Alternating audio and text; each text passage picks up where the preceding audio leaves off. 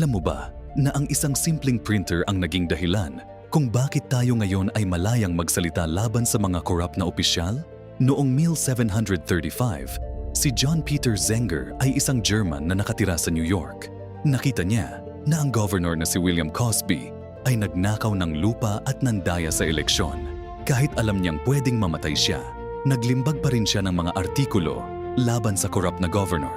Inaresto si Zenger at nakulong ng 8 buwan.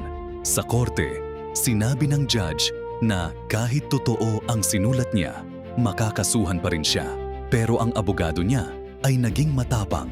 Sinabi niya sa jury na karapatan ng mga tao na magsalita ng totoo laban sa mga korap na opisyal. Nagtaka ang lahat nang inabsuelto ng jury si Zenger.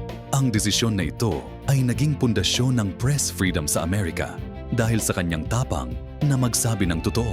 Kahit nanganganib ang buhay niya, natuto ang mga Amerikano na ang katotohanan ay mas mahalaga kaysa sa takot.